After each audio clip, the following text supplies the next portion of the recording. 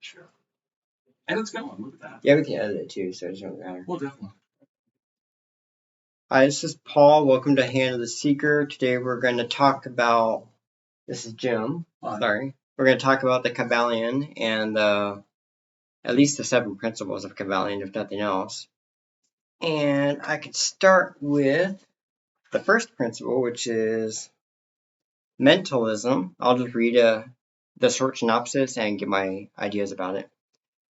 Mentalism is the first principle of the Kybalion, the Hermetic Philosophy. And what it says is, Maitland asserts that consciousness is the indispensable condition of existence. Emphasis Maitland. Matter is itself merely a mode of consciousness.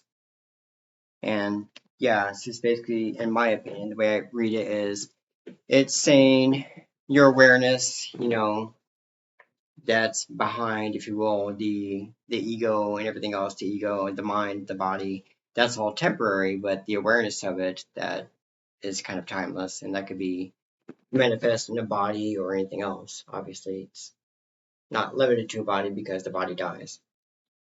That's kind of the gist of it, in my opinion. Okay, I guess I'm going to go now. All right, so we are going to do now correspondence. Okay. All right, so I'll just read this really quick. Fine. All right. Maitland writes, from the oneness of original being comes as a corollary the law of correspondence between all planes or spheres of existence, in virtue of which the macrocosm is as the microcosm, the universal as the individual, the world as man, and man as God. So this is basically, if you practice magic at all, this is as above, so below. So I think we all get that, and that's pretty much what happens in the universe happens right here on this plane. So that's what we're talking about here. And I'd also like to say, this is called Hermetic Philosophy. In case you haven't seen the book, I'm sure you've all seen it. But this is actually, to me, I would title this magical philosophy, or pretty much just life philosophy, because all this stuff is pretty much, it goes into opposites and bringing the opposites together, and that's what you need to do any magical practice anyway. So that's my 2 cents on the whole Kybalion 7 principles of Hermetic Philosophy. But okay, I'll pass this Yeah, it on. could apply to a lot of things, for sure. Yeah, I'll pass it on. So Paul can do number 3. Okay, number 3 is, I don't have these memorized, vibration. The Kybalion formulates this principle thus: nothing rests, everything moves, everything vibrates. This idea echoes a passage in one of the Hermetic texts, and it references one.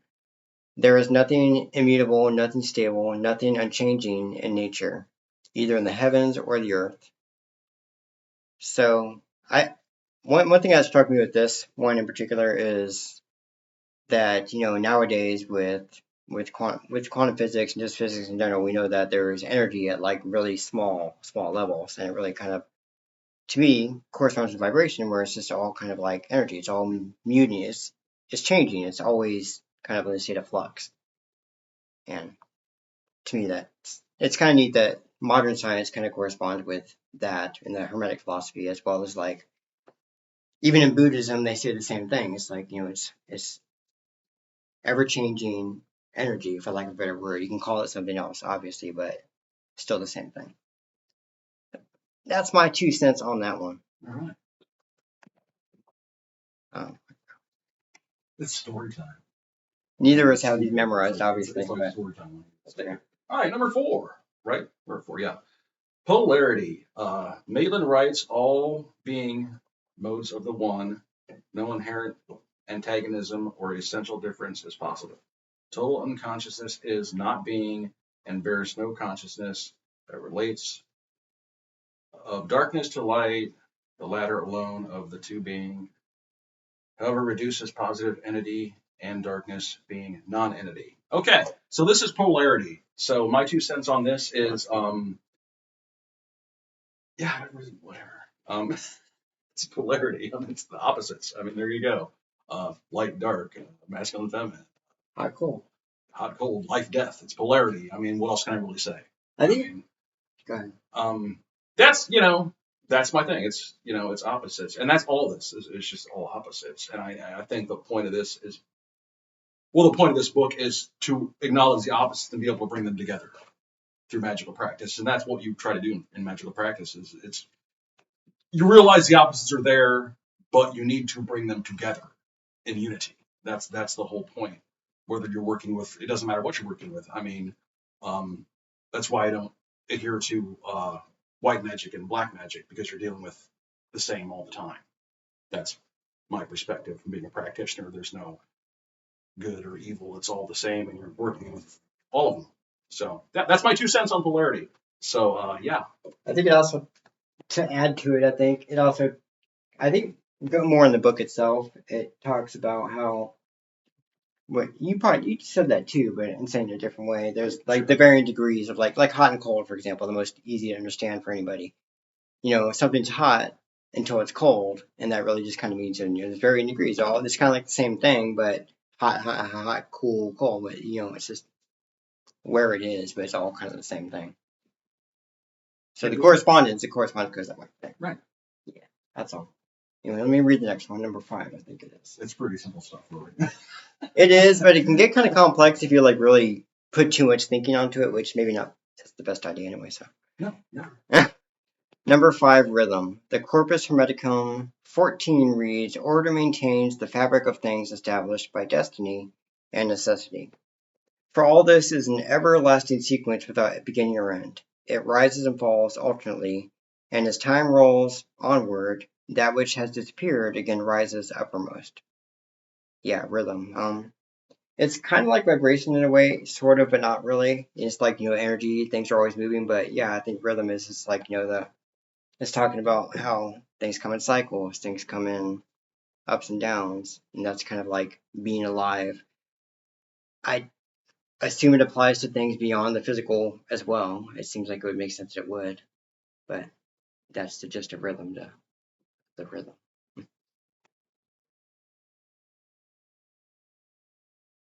Yeah, I'm getting Maybe you can right. Cause and effect is what we're doing now. So it's cause and effect, man. I mean, what else can you really say? But anyway, Maitland refers to that inaccessible law of cause and effect in things moral and virtue, of which man's nature and conditions in the future are the result of the tendencies voluntarily encouraged by him in the past and present. Okay, this is simply just cause and effect, which means whatever you do is going to have an outcome, whether it's going to be a good outcome or a bad outcome. There's always an outcome. I mean, that's cause and effect. That's a simple cause and effect. I really can't expand on this any further, Paul. Yeah. Cause and effect is like things you do and things. This is like kindergarten 101. Yeah. Things you do, things you think, things you hold whether on it's to. actions or words, it doesn't really matter. There's going to be effect from what it is. If you say something, that's going to trickle down to an effect. If you do something, that's going to trickle down to effect. It's the same thing, and that's the core of magical practice. I mean, you do your ritual, you do your ceremony, you do it, and you have an effect. Whether it's a good effect, a bad effect, half-ass effect, there's always going to be an effect, regardless of how much of an effect it is. There's going to be an effect. So. Yeah, you do it with the intention to have an effect. Yeah, so that's pretty much all I can really say. I mean, cause and effect, like, actions, consequences, same thing. So, all right, Paul, you get to go to gender, buddy. Yeah. Okay.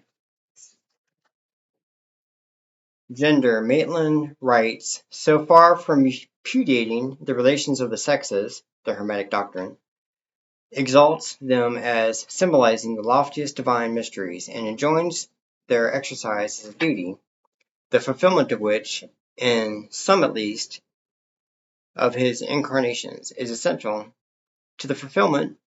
I'm sorry, I'm going to read that again. I kind of squashed that. You skipped it, I guess.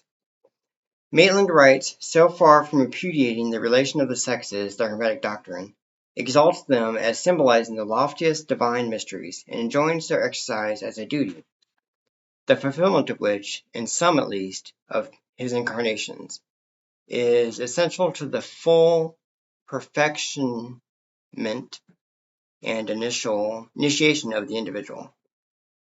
It's a lot of words and I'm saying a lot, but basically what it comes down to, I think, in my opinion, is basically gender is relevant.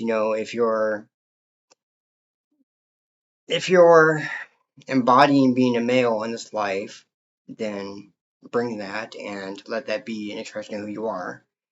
And from what he says, even to the loftiest divine mystery, so I guess even in like things that are transcended of being physically incarnated, there can be, and I guess is always, is it saying there is always, or up until the point of being God itself, an incarnation of male or female influence? It's kind of hard to interpret, but that's kind of how I get it.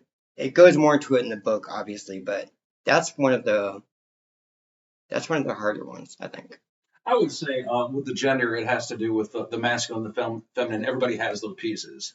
And the point of doing any magical practice is you have the masculine energy and the feminine energy and you're bringing them together in your practice. Yeah. So that's the gist of it. I think it applies more to the actual practice versus. I think it does because, as I said, this is Hermetic philosophy, so you're dealing with magical philosophy. So it's bringing everything together in unity. That's the point of it. Okay. You can't just sit there and just do the masculine part and the dark part without doing the feminine part and the light part. So it's talking about the correspondence between the two. It's all correspondence between Got it. That makes all more the opposites and bringing them together in unity because that's what you're doing when you're practicing magic. Okay. There's always the unity there. That makes more sense. But yeah, again.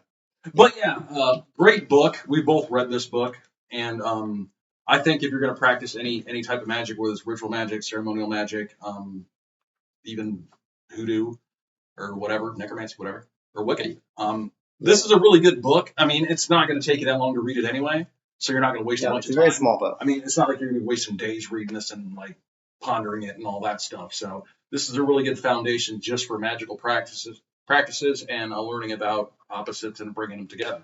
I mean, that's what you're going to be doing anyway when you're doing your stuff. So I definitely pick it up. It's good. And it's a hardcover. Awesome. And obviously read it for yourself because we kind of summarized the principles through our own interpretations. So read the book. It actually goes into them more in depth in the short book. So there's a lot you can get out of this. If nothing else, just the philosophy itself is beneficial. Yeah, if you want to get into Hermeticism, well, then you're looking at, all kinds of stuff that we, Hermes Trismegistus. Yeah. Maybe it didn't exist, but whatever. Yeah, right. Yeah, that's a lot of reading if you want to go into Hermeticism. It can go into depth for sure. Yeah, that's a whole other tunnel that we haven't got into, and we might get into maybe at some point. I'm not sure. I don't know a lot about Hermeticism, but I know a little bit. But that might be something we might cover a little bit anyway. So, thank you, everybody. Take care. See you next time. Do good works.